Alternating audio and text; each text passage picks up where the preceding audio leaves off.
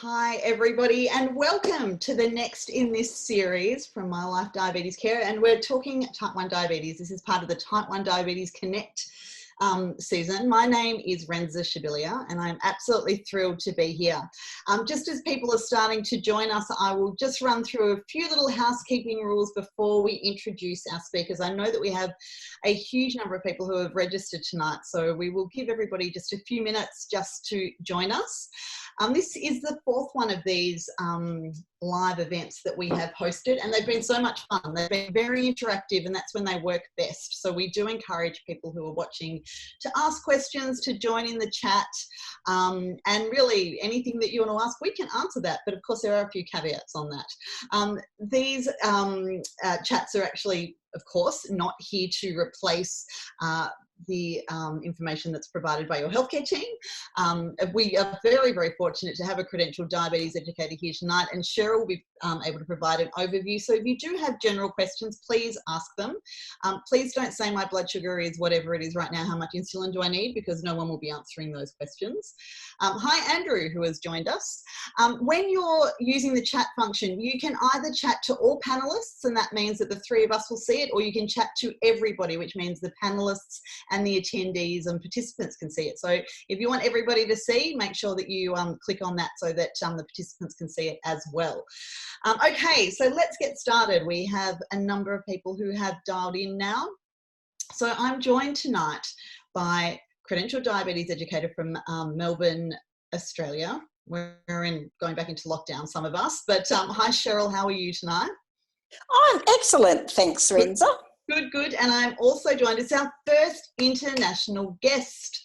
And we have the grumpy pumper, Chris Aldred, but we will be referring to him as Grumps because he doesn't answer to anything else. Who's joining us all the way from the UK? Grumps, how are you? I'm grumpy. You are grumpy, but I'm sure that you're thrilled to be here, right? Yes, always thrilled. Always. Visually. Okay. We probably won't see him smile, but that's okay. That's all right. Cheryl, let's start with you. Tell us all about yourself. It's better that we hear from you rather than me read a long, lengthy, boring introduction that's nowhere near as much fun as you can tell us. I won't bore you with too much detail. So as you said, I'm a credentialed diabetes educator. I've been an actual diabetes educator for about, I think, 30 years and credentialed for about the last 17. I've lived with type 1 for about 35 years now. I'm the mum of 2 kids who are now grown up with type 1, and I'm a nana to a grandchild with type 1. So I guess you could say there's a lot of type 1 in my life. There certainly is. Thanks, Cheryl. And Grumps, what do you want to tell us about yourself? Hi. So, yeah, people call me Grumps. My real name is Chris, and if I'm in trouble with my mother, I'm called Christopher, but I really only answer to Grumps. From the UK, been living with type 1 for 25, coming up 26 years now. So not quite as long as Cheryl, but we've seen various changes as we go through. I am the father of 2 children that I know of. One of those got diagnosed with type 1 last year in February. And there is type 1 in the family, but we didn't know it was compulsory. Well, I'm the lucky only one with diabetes in my family, and I've had type 1 for 22 years. So we've got about 82 years of type 1 diabetes experience on this panel today. Oh, Frank is joining us. Frank was a guest on our very, very first one of these, I think, and he says that you're looking slick, Grumps. Cheryl, Frank is choosing not to tell us that we're looking quite smashing, but that's cool, not a problem. That's, yeah, all right. We can cover that. We can cover that, yeah. So we are talking tonight about choice when it comes to diabetes technologies and treatments. What is choice? Is it really a thing? How do we make sure that as people with diabetes, we are able to choose the right devices and treatment for us? Okay, David said that Cheryl and Renza are not slick. Okay, all right. Thank you, David. That's our bionic Wookiee who has joined us tonight. Okay, so let's talk about this a little bit. Now, Cheryl, maybe I might throw this to you to start with. I'm sure that you have seen lots and lots of changes when it comes to diabetes treatment and technologies in the years that you've been working as a diabetes educator. Oh. Can you give us, like, I mean, if you had to sort of give us a really, really quick rundown of that and where we are now, what would you say? Well, I would say from when I first started in diabetes, which was, 3 minutes, I think it used to take to do a blood test, and good old syringes. I came a little bit after where you had to sharpen and reuse the same needle. Thank goodness we had the plastic throwaway ones. But, from that all the way through to now, a 5-second for a blood test, various choices of CGM or flash glucose monitoring, insulin pumps. I think when my kids first went to school with nothing other than a blood glucose meter, there was no way to follow anything. We've just come so far, and I think the more choices we have, in some ways the better, but in other times it can be quite overwhelming just to think, what's the right choice for me, and where do I go to get advice that's going to be relevant to me specifically, because everybody living with type 1 is different. The only thing we really have in common is that we have type 1. Yeah, absolutely. And I think that's that's really interesting to point out, that sure, we may all have the same health condition, but our experiences are going to be super different, and what works for me is going to be different to what works for you and what works for Grumps. And it's really important that we, I keep acknowledging that there is no one size fits all when it comes to diabetes. It would be so much easier if it was like that, but it's just simply not, is it? It can't be. And I think as a person who lives with type 1, I acknowledge that, but also as a healthcare professional, it's really important that I'm in tune with what the person living with type 1 is talking to me about, not what I think is best for them, but what they want for themselves. Absolutely. In your 25 years, what was treatment for you when you were first diagnosed, and what does it look like these days? For me, it was twice daily injections of mixed insulin, which at the time I didn't understand what on earth that meant, and now I do. A blood glucose meter, like Cheryl said, the size of a house brick, needed about 1.5 pints of blood, took 3.5 weeks to do a reading. And the irony, it was optical. It had a little lens that you were supposed to clean before every blood check. So you cleaned it as often as you changed your lancet, obviously, because that's how it worked. Now I'm not using DIY loop system. Things have moved a long way. And I think for someone old like me, I'm kind of glad I didn't have, glad. I don't know what I've done if I'd have had the array of choice of therapies and things that some people have now, because I didn't understand enough about diabetes and how I needed to manage it, let alone the basics in the beginning. So I kind of started at the simplest form. It's been a progression. If I come into it now with all these things and that I had to learn, I haven't got a clue. I'd probably still be trying to make my mind up 25 years down the line. Yep. So when there are so many different choices available, and I think we probably just do need to pause for a minute and just, I guess, acknowledge the fact that Cheryl's and my experience obviously is in Australia, and Grumps, yours is in the UK, and we are, the three of us, very fortunate recipients to a health system that generally looks after people. Obviously, it does not, provide everything necessarily free of charge in Australia to everybody, but we have subsidy systems. And I know in the UK, some people also struggle to get access to what exactly to use. However, we are far more fortunate than in other parts of the world. So there is choice. Is choice a good or a bad thing? I mean, I always say it's only a good thing. I think that lay it out in front of me, let me see what it is, tell me about it, let me ask questions, and then give me what it is that I want. Does that work for everybody? What works for people? Oh, if you're going to ask that, I think everybody needs to know exactly what is available, what could be available for them, but not be expected to want to embrace everything all the time. I think, living with type 1, I've always said it's a journey, and, your journey can be going forward sometimes it's going back a little bit, and you've got to make the choice in that moment with what's right for you in that moment, and that can change as you go along. And I think that's normal, that your needs and what you want out of your diabetes management is going to change over time. Yeah. We've got a really great comment here from Liz, who's in the UK, and I really love this. She says, wouldn't it be great if you could try out a pump before having to choose and then be stuck with something for 4 years? And she says that in the UK, if you're lucky, there might be some clinicians who do allow you to change, but not all. And I know in Australia, once you have selected a pump, you're usually locked in for 4 years, because that's really, it's going to take that long before your health insurance will kick in again.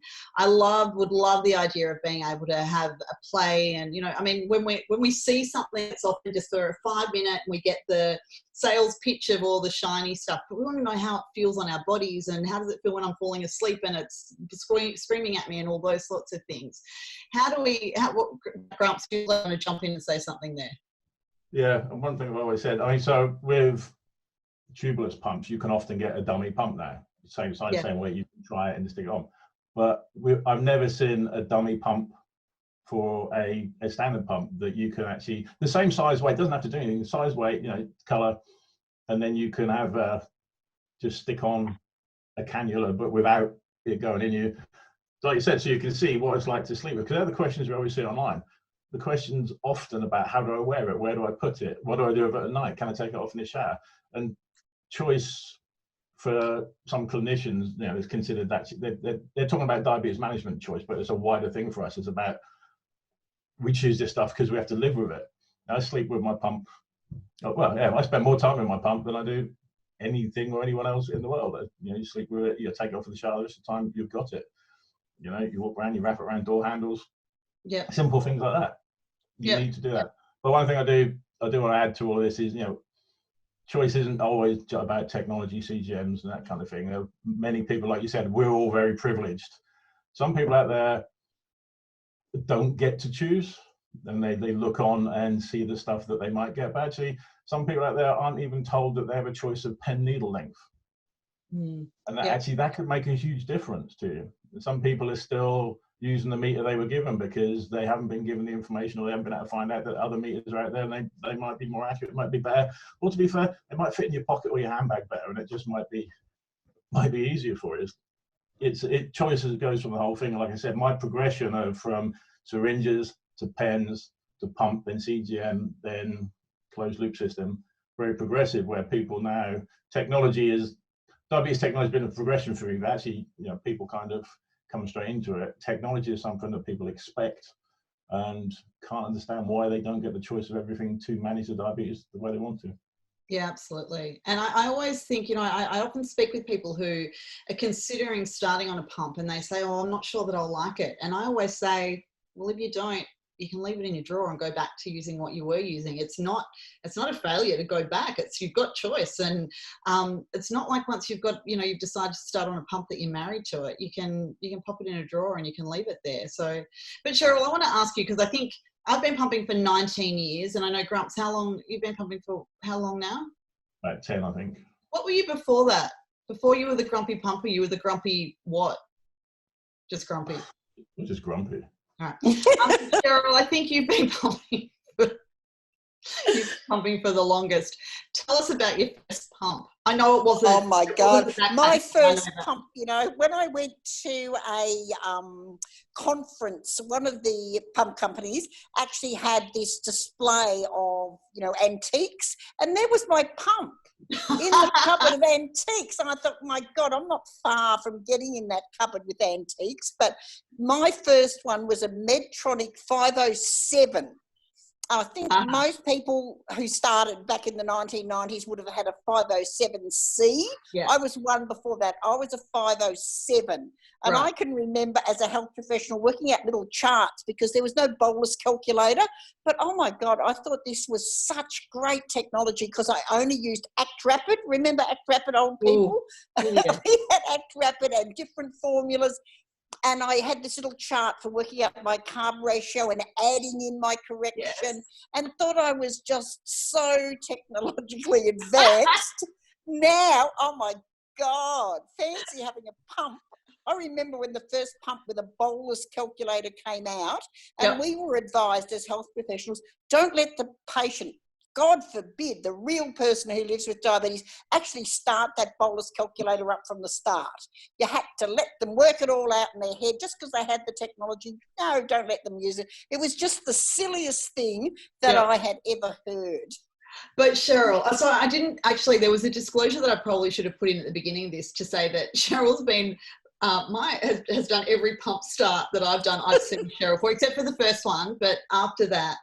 And I do remember, Cheryl, coming to see you when there was I got my first pump that had a bolus calculator in there, and you were like, honestly, to have this thing though making those decisions for me, I'm not sure that I trust it. And now here we are with automated insulin delivery, and we're like, we just trust everything. Everything is smarter than us. We're all good with that now.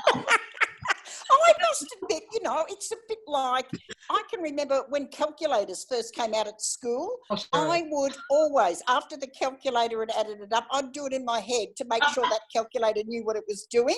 Now, as I've gotten older, I just do it on the calculator and think, well, if it's wrong, bad luck. I haven't got time to go back and check it. But I think it's like all new technology. You've got to get your confidence, and confidence comes through using it. Yep, absolutely. No, that's so true. We've got a comment here. This is a really interesting one. Thanks for this, Liz. She says, mixing and matching sometimes gets health professionals thinking that you're not coping. And that's a really interesting thing. Whereas for some people, it's just wanting to be able to change sometimes. I'd be annoyed if I had to wear the same clothes every day or eat the same food. Sometimes we just want different choices and to do things differently with our diabetes management and mix it up. That doesn't mean that we're not coping, right? I think it shows more that you're coping if you're willing to have a go at different stuff. If something's not working for you right at this moment, why not? I've got lots of people who go on pump holidays. They say, well, at the moment, a pump's not what's working for me. I'd rather go back on pens. And that's a fantastic thing to do. Why not? It's, living with type 1, it's a lifelong thing. So, it's good to be able to chop and change, and what works for you today might not work for you tomorrow, and that's absolutely fine. Yep. So I've got a comment here, which sorry, Grumps, go on. Yep. I was just going to add to that. I think sometimes that's because going from pump to pen is seen as a backward step. We talk about going back to pens. When we talk about it, it's because we're going to go back and back to use it, not a backward step. Mm-hmm. But it's in that. Absolutely, it's not a backward step. It's just a choice. It's a choice, and it can be people take pump holidays when they go on holiday because they don't want to take the pump, or they just want to change. But it can be more difficult in the UK because when we get our prescriptions, we get our repeats. I've got vials of insulin and stuff that's going to be for my pump. If I wanted to use pen, I would then have to go and request either disposable pens and actually get kitted up for it. And I believe in Australia it's easier on the NDSS. You can go and kind of pick and choose the things you want, but you can't so much in the UK. Well, I can't anyway. If I wanted to do that, I would have to go and I wouldn't talk to my GP. I'd actually go to my DSN and explain why, and it'd be easier. But if I went to my GP, and I think that would be where it came from, they wouldn't really necessarily understand why. Because you're on a pump, why don't you stay on a pump? Yeah. Absolutely. So there are so many comments here. So let me just go through some of them. David says there's so much more to living with a pump and choosing between them than just wearing a dummy. And I think that's really important as well. But equally, I think that as people with diabetes, we know that. And I get very cranky when I hear of health professionals whacking on a dummy insulin pump and then saying, I know what it's like to have diabetes. It's like injecting yourself with normal saline, and you really know what it's like to have a hypo when you do that too. Right. And then Philippa said that it's more the menus and the functions. And I think that's the thing that's really interesting is, she says we can't assume that they're all the same because they're not. And that's absolutely true. You need to sit there and work through the menus and have a play with them and work, is this intuitive? Is this how I would like this to work? I think that and of course, the only way we get to do that is when we get to drive it for a little bit. And I think that that's, back to those comments that we were making about being able to try before you buy. That does seem to be missing a bit. Some companies now for pumps basically will do an app where you can go through it, which is great if you're used to pump therapy. Yep. Because if you want to change your basal rates, you know what you're looking for. Yeah. But I think if I was my first time and had never been on a pump before, then I don't think the apps would have been as good. Yeah. I agree. And once upon a time, the pump companies did allow us as health professionals to have a trial pump. that you could let a person wear and experience. But nowadays, they don't give us that, and the pump companies themselves don't offer trials of pumps, which I think is a real shame, because it is different. Well, I know in my clinic where I have every pump that's available lined up for people to look at, you know, they do like to look at it, pick it up, play with the menus, look at the functions, but it would be lovely to say, okay, that one appeals to you. Would you like to take that one home and wear it for a week? But we just don't have that option at the moment, which I think is a real shame. Yeah. So, and of course, this is one of those things that we would always recommend people have a conversation with your healthcare professional about this. Some companies are obviously going to perhaps be more open to these sorts of conversations. So, and you know, people with diabetes can actually contact the companies direct themselves. There's no reason why you can't do that. So having those conversations and just having a chat about what all these options are is really, really important as well. And someone said, actually, this is a really good point as well. It's different these days. You know, when we first started, I guess, started using a pump, Cheryl, you know, it was the pump and that was it. But now we've got pumps that work with apps and work with this and that work with that. And how does it all integrate? And, you know, you really kind of need to have a play with it. That's a comment from Shireen who says that. And I think that's really true. We want to know how the software works and how everything is going to work. How easy is it? And how simple is it going to be for us to be able to do what it is that we want to do with whatever device it is that we're talking about? I think another important point when you're looking at, you know, integrated pumps where you've got your pump and your CGM together, how demanding is that to keep it all going? Yes. Because sometimes it's not going to lower your burden of living with diabetes if every 5 minutes it's saying, I want to be calibrated, I want this, I want that. Sometimes living with a pump is like living with a toddler. If you don't give it constant attention, it fair dinkum chucks a tanty. Yes. Yep, absolutely. Now we've got a comment here from Liz that's going to make me now talk about backup planning and learning to go back to basics. And I know Grumps likes a chat about backup planning because she says that there is, you know, huge benefit in knowing how to calculate everything that you need to calculate. That fortunately these days we have very smart wizards that do those things for us, and you know, this to make sure that we can still manage to do diabetes if things malfunction. How important, Cheryl, is it when you're working with people with diabetes to make sure that you do keep touching on those basics to make sure that people remember, oh my goodness, my pump is not working, or I want to take a pump break, and remembering how long-acting insulin works, for example, if you've been using a pump for a long time. It's amazing. You know, I have never used any long-acting insulin since Protofane, which is a bit scary if I ever had to swap back. I myself would have to have a bit of an experiment with these modern-day insulins to see how my body personally reacted. But I say for all people using a pump, you should have a backup plan. You should also download your pump regularly, because let me tell you, I think I've got about 750 people on pumps, and if somebody sends me an email or calls me and says, my pump's just broken, can you tell me my basal rates?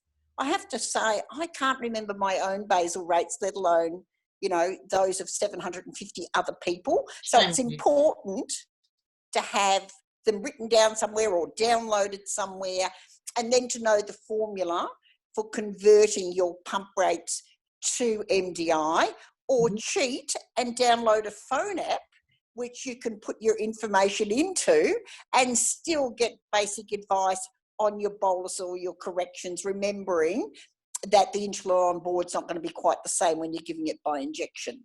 Yep.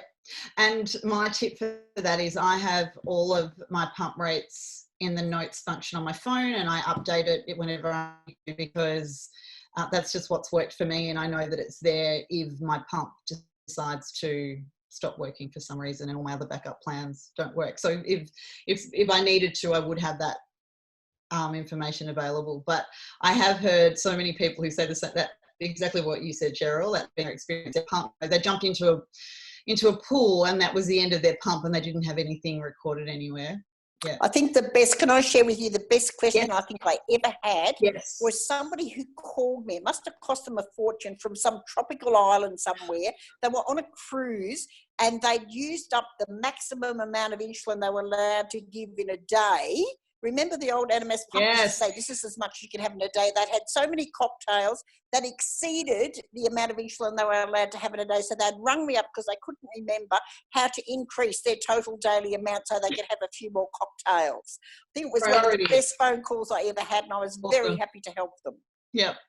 Grumps, because as I said, you love a backup plan. What does yours look like in case all of your spare pumps, if your pumps go, what do you do? It depends where I am and how far away I'm going and how long for. Yep.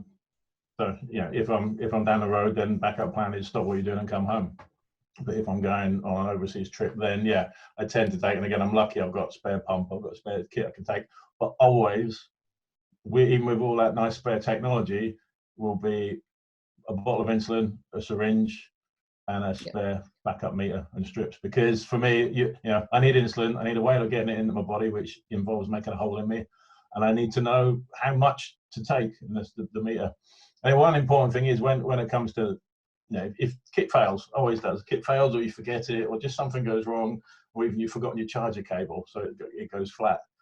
When you go to your backup plan, don't beat yourself up when you don't get the results that you were with the kit you used to, because any change in regime, even if it's a change in pump, can make a difference. And if you're on holiday, like Cheryl says, for me, the backup plan for your holiday is, the important bit is staying safe and well, obviously, but it's not interrupting your holiday. You don't want to let your diabetes get in the way of your holiday. So, if you're gonna, when I'm on holiday, my blood sugars go high anyway because I'm drinking more.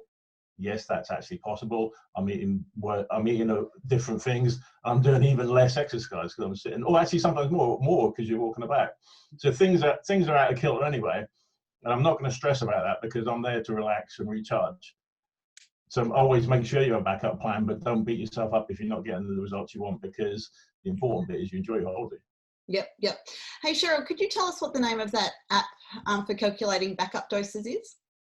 My Life app, which is actually supposed to be with the Yipso pump, but you can set it up as MDI instead of pump, and you can put all your carb ratios, everything in there, and it's great for calculating.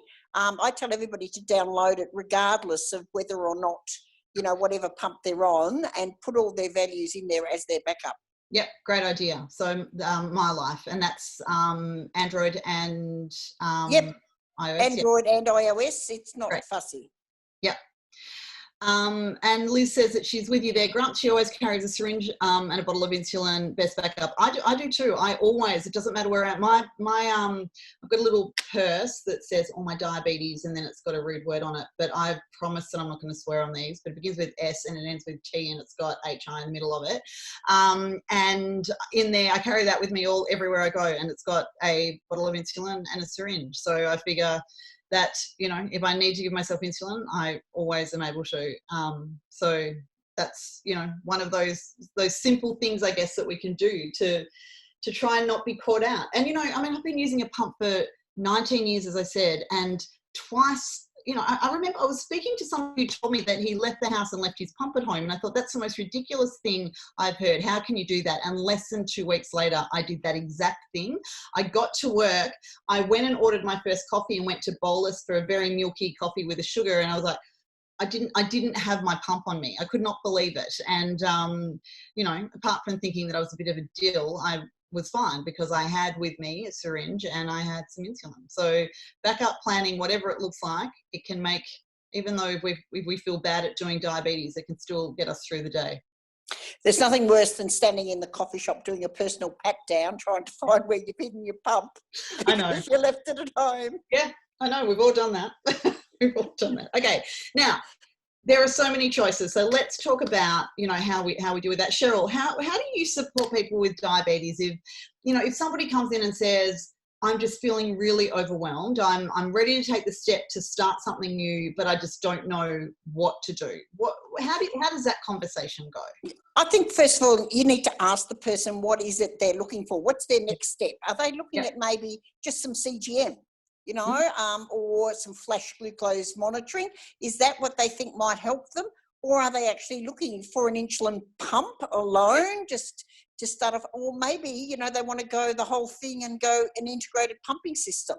but it's what they want, not what I think they want. Yes. And it's about giving them all the options. And I think it's really important for us as healthcare professionals. But I'm in a wonderful situation where I work, where I have the full range of pumps and CGMs and everything that I can show people. But not every diabetes educator works in that sort of environment. You know, type 1's only 10% of the total diabetes population. So a lot of diabetes educators only see people with type 2, and they might not have access to all that information. So I think the other thing for us is important, if we don't have that expertise, to say to the person, look, that's not what I specialise in. Can I recommend that you go and see whoever down the road who would have more idea and more ability to be able to assist you in your choices? Yeah, I think that's so important, is that, because not every health professional is necessarily going to be open to, if you go in and say, right,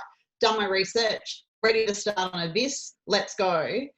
Sometimes you might be faced with a health professional who's like, nah, right? That unfortunately is a reality for some people. Well, yeah, and that's very true. So I think we as people, so I'm taking off my health professional hat now, putting on my person living with diabetes hat, we have to be our own advocate. If the person that you're addressing, your health professional, doesn't have that level of expertise, then there's nothing wrong with asking to be referred to somebody else. Yeah. Have you ever had to do that, Grumps? I've gone in. So usually, especially through the first many years, everything I had was prescribed to me, and as Cheryl knows, and probably as well, back in the old days when we were first diagnosed, the internet didn't exist, so we couldn't Google anything, we couldn't actually go anything. So there was most of the time the healthcare professional knew more about whatever it was, whether it was pens or pumps, than I did. That changed when with CGM, because CGM I'm self-funding, so just go and buy it and use it and try it, and then you walk in with all these graphs and all these pieces of paper and all these things that they've not seen before. And I did have a healthcare professional who clearly had never even seen a CGM before, which is fine, but I felt they didn't want to admit it, to be honest. They didn't want to say, actually, I've never seen this before, let's work together, which is what I want to do. And they were fine, and they were supportive. I say that they were fine, but I didn't get the information, I didn't get the conversation I wanted. And I actually came out feeling that they weren't supporting me because I felt that they kind of just shut down. So I have no issue with healthcare professionals not knowing, as long as they go, actually, that looks really interesting, tell me about it, or let's find out stuff together. If we don't know, if someone doesn't know, let's work together to work this out. So I've done this long enough to know that there are no answers to this, that whatever we work out today will be completely changed in 2 weeks' time anyway, and it'll be different. So that's right. Yeah, I think it was a bit of a change. And I did have a conversation, I think the second time I went in, about, how come you don't know about this? And the answer was, actually, we're really busy. We don't have time to go and look for this. And if reps don't come in and talk to us, and actually they usually talk to the DSNs, then we don't get to know about this. And that's been another experience. I think if I want to talk about technology, I'll go and talk to my specialist nurse, not the consultant, because the consultant does his job and the nurse is there more to support me on a day-to-day basis using the kit. I have to say, I do have an element of frustration around that. We're so busy. My husband's a teacher. Teachers have to do professional development all the time. They have to be up to date and keeping up to date with everything. And I sort of feel that technology with diabetes is sometimes one of the things that just doesn't get updated as much as we would like it to. And I get that. I mean, I do know health professionals are obviously very, very busy, but being able to speak to our healthcare professionals and know that they understand what it is that's out there and what's available to us so that we can have those conversations is, I think, really important. So a couple of comments. Alicia says, my healthcare professional chose my first pump, no choice. That was my experience when I first started. I mean, there were only 2 pumps available in Australia at the time, so, it wasn't a huge thing. And this is a really... Sorry, go, Grumps. Yeah. I wouldn't have known what to choose if you'd given me a choice of 2 pumps. Brenda's going to hate me, so I needed to get a car analogy in. It would be like going to buy a car when I'd never even knew how to drive one and going to try and test driving it. I needed to be given one to start me off on, and it was a pump I loved. Yeah. That was an anonymous pump, and that, you know, we all had that choice taken away from us, which was not nice. Yeah. Yeah. But yeah, I was given, that was the pump that we used because that was the pump they were trained on. I must admit, that's one thing that does annoy me. And I don't hear it as much now, but a few years ago, it was, we don't supply that pump because we haven't been trained on it. You don't, every time you change colour, you don't take your driving test again. You just work out where the controls are. Brenda's got a new car. She hasn't got a clue where the controls are on it. Don't know how to drive. Yeah. But she still knows how to drive. So yeah, and that's the thing. I mean, for me, a consultant's there to help me with my pump therapy and basal, you know, and actual settings and how to do the technical bit of it. For how I actually drive that pump and the best way I do it, for me, is down to me to learn. Yeah. So we're going to take a slight detour here. We've got so many really great comments, and this was one that I love from Andrew. He says, I was reluctant to get a pump until I talked to someone who had one. I've been on a pump for 7 years and I love it. Now I can tell you that the first person I ever spoke to who used a pump was you, Cheryl. And this was before we'd met, before I'd started working at Diabetes Victoria, I came to hear you talk, and it was Diabetes Week or something, and you were speaking about your experience of using an insulin pump. And I cornered you afterwards and I said, I would really love to learn more about it. And then about 6 months later, I started using a pump, but I didn't get to talk to you about it then for probably about nearly a year after I'd started using it. That's when, thankfully, I started seeing you. But how important is that? I think about that now. Whenever I'm interested in trying new kit, I want to talk with other people with diabetes who have used it, because yes, I can speak to my healthcare team. Not all of them have diabetes. Some do. And yes, I can read the lovely brochures and speak with, they're always incredibly helpful reps from the pump companies, but I want to know what these things are like to live with, and the people who know that are other people with diabetes. So is that something that you recommend to people, Cheryl? Absolutely. You cannot underestimate, I think, the value of peer support. Being able to talk to other people with diabetes, knowing that they won't all have had the same experience as you, but you will sometimes get bad feedback, sometimes good feedback, but it's all practical feedback that you can take on board and say, well, are my needs the same as that person? Are they different to that person? Always, I think it's valuable to talk to other people who've actually used different pumps. Yeah, absolutely. And what do you reckon, Grumps? Is that something that you seek out now? Do you look to hear what others' experiences are? Always. Now, I mean, you know, being active in online, it's always out there, and that's the first thing I do. When I first hear about something new coming out, I'll look at the person, the people that have used it. People get to check, you know, the companies go to people, let them have it. People, and they make great videos, they do great Instagram stuff. It's all there. I'd probably never read any company material ever. And I was back in the day, I was 10. So I've been around a pump about 10 years. I was offered a pump, which is unheard of now. Was not unheard of, but it's rare. So I was offered a pump a year before, and I knew nothing about them. Without any hesitation, I said, no, I don't want one. For some reason, I had in my head, as you see in hospitals or you'd see on hospital dramas, the patients people walking down the corridor with a drip on a stand. Yeah. For some reason, I had that in my head, which I know is ludicrous, but it's like, I just thought tubes, hassle. No, I didn't even consider it. I then went back a year later because my dawn phenomenon was ridiculous. I'd had that from day one. I hadn't nailed it at all. Getting up in the middle of the night, checking you hadn't been low, all that rubbish. If I'd spoken to someone who used the pump, I probably would have said yes within a few days. And actually, pump nailed my dawn phenomenon in 3 days, so I would have benefited from it as well. Yeah, it didn't happen, and I wasn't on the online community. Probably was there, but I wasn't part of it. I didn't know anyone.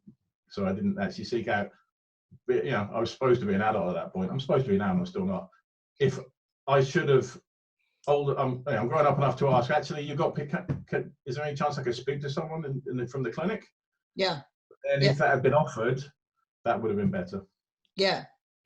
Absolutely. So I'm really loving that we are talking about peer support here, considering that we have people who are participating today who are really active in the GB doc, that's the diabetes online community in Great Britain, also OzDoc, the Australian Diabetes Online Community, and I think that that it's a source of such great information just for that real lived in and lived with experience that really just helps so much, I think, when we're making any decisions about diabetes tech. But here we've got a really, really good question, actually, and I'm thrilled. Thanks for this question, Rinsky, who's asked, do you think that the burden of self-management is heavier, the same, or easier with technology? And Liz has said that she thinks it's much harder now and so much more stressful for some people. And I've got to say, I totally agree with that. I think that, we're told and promised that technology is going to make everything easier, and yes, it might, but it also adds its own difficulties and burdens. So I'm going to ask you both to comment on that, but with the knowledge that I cannot believe I'm saying this, we've only got 5 minutes left before we're done. So Cheryl, what do you think? Is technology, is that self-management easier? Is it harder? What do you think? I think it very much depends on the individual and the technology that you're using. For some people like me, who is one of those naughty people who've got a do-it-yourself closed loop, because I love all that technology and all that sort of stuff. For me, I thoroughly enjoy it. But I've watched other people really struggle with just having CGM that's alarming all the time. So I think for every single person, it's an individual choice based on where they're at that time. And it can, for some, if they're being forced into something, it can add to the burden. And I would say to every person living with diabetes, make your personal choices that suit your needs, not what everybody else tells you should be doing. Yeah, absolutely. Yeah. What do you reckon, Grumps? For me, I used to think burden was the amount of stuff we had to do and the amount of things we had to do and the amount we had to think about it, until I became a naughty person like you two and started looping. And actually, I probably spend more time looking at my phone, doing stuff, checking stuff, retuning links. I mean, I don't know why I have issues, but retuning stuff, making sure it's okay. For me, the burden, now I realize the burden was putting all that effort in and not getting the outcomes I wanted. Yes. I don't mind putting all that in. I probably, if I had to do double what I do now and I got those outcomes, or outcomes I prefer, then that's not a burden to me. It's like, if I go down the gym and I lift a weight, one, I'm probably ill and you need to lock me up. But if you go down the gym and you don't see great results within the first few weeks, I get fed up. If I went down there and after a day I came out looking like not me, then it wouldn't be a burden. It's the outcomes and the results. If the positive outcomes to me for what I want, then it isn't a burden. Yeah.